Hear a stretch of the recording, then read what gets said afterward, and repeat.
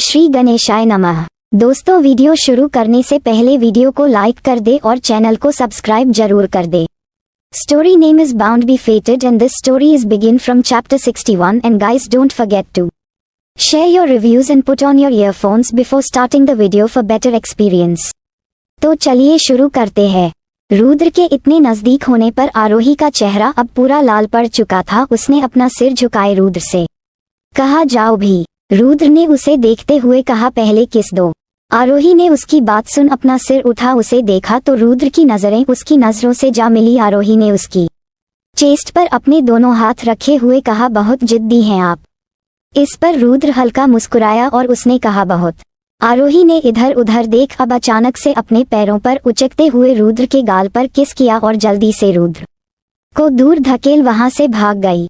वहीं रुद्र वो हैरान हो बस आरोही को जाते देखता रह गया। उसे बिल्कुल उम्मीद नहीं थी कि वो सच में उसे किस करेगी। वो मुस्कुराया और धीरे धीरे अब हंसने लगा। उसने प्यार से अपने हाथ से उस गाल को छू अपने हाथ को चूम लिया। वो खुश होते हुए अब जल्दी से अपना फोन पॉकेट से निकाल हॉस्पिटल से बाहर निकल गया।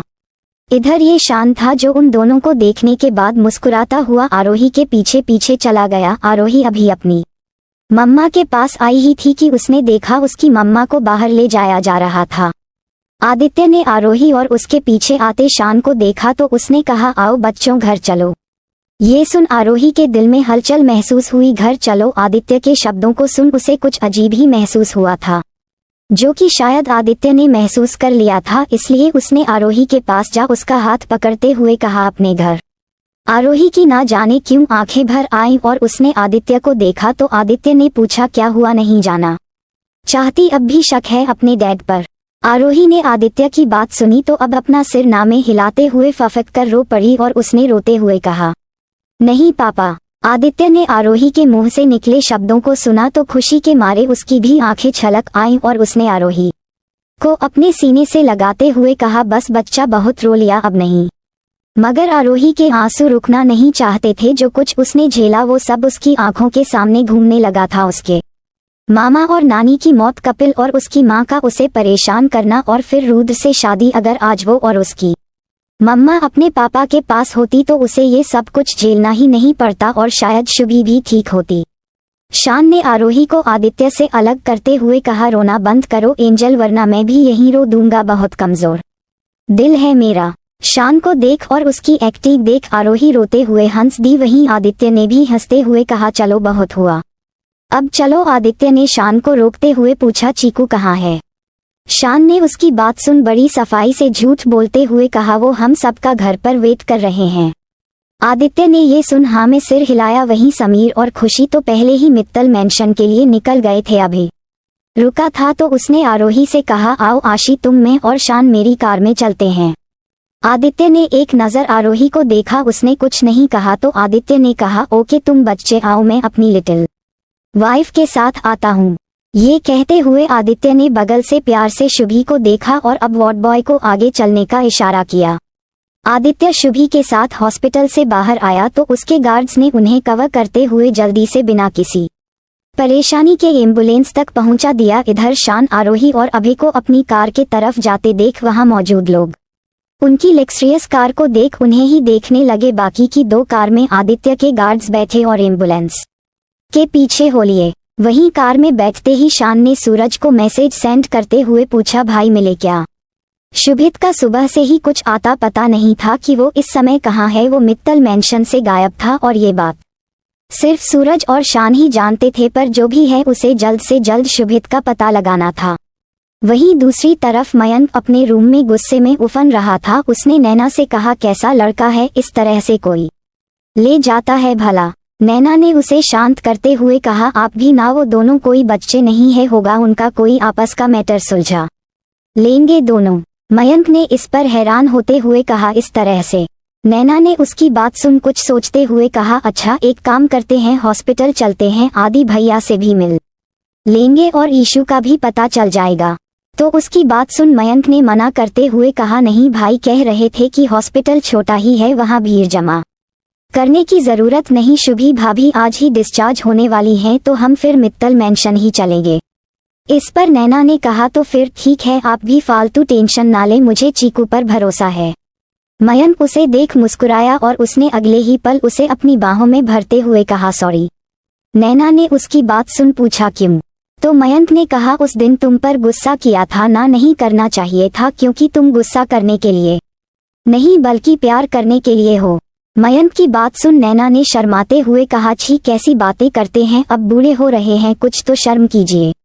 मयंक ने इस पर जल्दी से कहा चुप करो ना, मैं बूढ़ा हूँ ना तुम्हें होने दूंगा, अभी तो रोमांस करने के दिन है हमारे, तुम कहो तो आयु के लिए अभी भी छोटी बहन या भाई लेकर आ सकते हैं हम दोनों। नैना ने ये सुन अपने कान बंद करते हुए कहा हे भगवान, कैसे हैं आप? इस पर मयंक ने कहा हैंडसम हूँ और क्या। नैना ने उसकी बात सुन अपना सिर पीट लिया और उसे दूर धकेल जल्दी से रूम से बाहर निकल गई। तो मयंक उसे देख हंसने लगा। बहुत दिन बाद उसे इस तरह बात करते देख वो खुश था। दादाजी को दिए वादे की खातिर मयंक ना चाहते हुए कभी कभी नैना के साथ ही गलत कर देता था ताकि ये घर कभी ना बिखरे। दादाजी चाहते थे कि उनके बच्चे हमेशा साथ और खुश रहें, इसलिए मयंक और निखिल इस बात का खास ख्याल रखते थे कि घर में किसी भी तरह का माहौल ना बिगड़े। वहीं शुभित अपने luxurious sea facing penthouse पर ईशु को अपने साथ लेकर पहुंचा तो ईशु उस आलीशान पेंट हाउस को बड़े ही ध्यान से देखने लगी। वो पहले कभी शुभित के साथ यहाँ पर नहीं आई थी। इस समय वो लोग बिल्डिंग के टॉप फ्लोर पर थे। ये पेंट हाउस आदित्य का था, पर आदित्य ना जाने कितने सालों से यहाँ नहीं आया था, पर यहाँ के सर्वेंट्स पेंट हाउस की देखभाल बखूबी करते थे। आज शुभित ने यहाँ आने से पहले सभी सर्वेंट को यहाँ से जाने को कह दिया था। शुभित ने ईशु को खोए हुए देख अब पीछे से उसे अपनी बाहों में भरते हुए पूछा तुम्हें पसंद आया? ईशु उसके सवाल पर अपना चेहरा घुमा उसे मुड़कर देखने लगी थी कि तभी शुभित ने उसके होठों को चूम लिया। ईशु उसके ऐसा करने पर जल्दी से अलग हो गई और अब वो वहां लिविंग एरिया में बने ड्रॉअर में ना जाने क्या ढूंढने लगी। तो शुभित ने उससे पूछा क्या हुआ, क्या ढूंढ रही हो? इस पर ईशु ने उसे इशारा करते हुए कहा पेन। शुभित उसकी बात समझ गया कि वो शायद उससे कुछ बात करना चाहती है, इसलिए वो अब खुद पेन और एक नोटबुक ढूंढ कर उसके पास लाया। तो ईशु ने जल्दी से पेन का कैप निकाल नोटबुक पर उसे कुछ लिख कर दिया। तो शुभित ने भी उसकी बात को जल्दी से पढ़ा। तुम मुझे यहाँ क्यों लेकर आए? इस समय तुम्हें और मुझे हम दोनों को ही डैड और शान के पास होना चाहिए। शुभित ने ईशु को देखते हुए पूछा क्या कहना चाहती हो, साफ साफ कहो। ईशु ने उसकी बात सुन अपना सिर पकड़ लिया और फिर उससे नोटबुक छीनते हुए उसे एक बार फिर लिख कर दिया। मैं कह रही हूँ कि हमें शुभी आंटी और आशी के पास जाना चाहिए। शुभित ने पढ़ा तो वो नाराज हो ईशु को देखने लगा और उसने गुस्से में ईशु से कहा क्या बकवास कर रही हो? ईशु शुभित की बात सुन उसे हैरानी से देखने लगी। कुछ सोचने के बाद उसे याद आया कि कल उसने ओवर ड्रिंकिंग की थी, कहीं ऐसा तो नहीं कि उसे कुछ याद ही ना हो। ईशु ने एक बार फिर नोटबुक पर उससे लिखते हुए पूछा कल तुम हॉस्पिटल क्यों गए थे? शुभित ने उसकी इस बात को पढ़ कुछ सोचते हुए कहा हाँ वो लड़की क्या नाम है उसका? हाँ आरोही, उसकी मम्मा से मिलने गया था, वो बीमार है ना। ईशु को शुभित की बात सुन अब समझ आ गया था कि उसे सच में ठीक से कुछ भी याद नहीं है। ईशु को समझ नहीं आ रहा था कि वो अब शुभित को सब कुछ कैसे बताए। एक तो शुभित ने उसे अपने साथ फोन लेने का भी मौका नहीं दिया था। वो अभी कुछ सोच ही रही थी कि तभी डोरबेल की आवाज सुन वो शुभित को देखने लगी और वहीं शुभित वो ईशु को देख हैरान हो डोर तक पहुंच गया। उसे समझ नहीं आ रहा था कि ऐसा कौन हो सकता है क्योंकि वो तो किसी को बताए बगैर यहाँ आया था। शुभित ने जाकर डोर ओपन किया तो वो अपने सामने खड़े सूरज को देख शॉक हो गया। शुभित और ईशु दोनों ही सूरज के साथ मित्तल मेंशन वापस लौट आए थे। ईशु को इस तरह गाउन में आने पर सच में बहुत ही अजीब लग रहा था। उसे शर्म आ रही थी, इसलिए शुभित ने उसे ऊपर पहनने के लिए अपना कोट निकाल कर दे दिया था। ईशु कार के मेंशन में एंटर होते ही अब जल्दी से कार से निकल मेंशन के अंदर आई तो मेंशन को देख हैरान थी। मेंशन को बड़ी ही खूबसूरती से खुशबूदार फूलों से सजाया गया था, जैसे घर में कोई फंक्शन हो। इधर सपना आंटी की नजर जैसे ही ईशु पर पड़ी तो वो तो खुश हो उसके पास भागी चली आई और उन्होंने ईशु से कहा ईशु शुभी बेबी वो घर आ रही हैं, उनके साथ हमारी एंजल भी आ रही है, वो जिंदा हैं। ईशु ने खुश हो उनकी बात सुन अपना सिर हिलाया तो सपना जी अब जल्दी से सर्वेंट्स पर चिल्लाते हुए काम करवाने लगी। घर में सूरज की वजह से सभी सर्वेंट को पता चल चुका था कि उनके सर की मैडम यानी कि घर की मालकिन जिंदा है। ये किसी बहुत बड़े चमत्कार से कम नहीं था। शान के कहने पर मेंशन में आज सालों पहले बना आदित्य और शुभी की बेटी का रूम भी एक बार फिर साफ कर उसे बड़े ही सलीके से सजा दिया गया था। ईशु अपने रूम में चली गई। इधर शुभित ने अब अंदर आते ही अपने आसपास नजर घुमाते हुए सूरज से पूछा, कहाँ है डैड, और अब तो बता दीजिए कि डैड ने मुझे क्यों बुलाया है। सूरज ने शुभित की बात सुनकर उससे कुछ कहना चाहा था कि बाहर कार के हॉर्न की आवाज सुन वो रुक गया। साथ ही शुभित का भी ध्यान अब बाहर की तरफ गया तो सूरज ने कहा, आइए बॉस आ गए। सूरज की बातों से और मेंशन को देख शुभित सस्पिशियस हो गया था। उसे कुछ तो गड़बड़ लग रहा था। सूरज के कहने पर वो बिना कुछ सोचे समझे बाहर गया तो ये समीर और खुशी थे। समीर ने शुभित को देख खुश हो उसके पास जाते हुए कहा, चीकू यार दिल खुश कर दिया तुमने, आओ गले लगो, आज तुम्हारी वजह से इतनी बड़ी खुशी मिली है।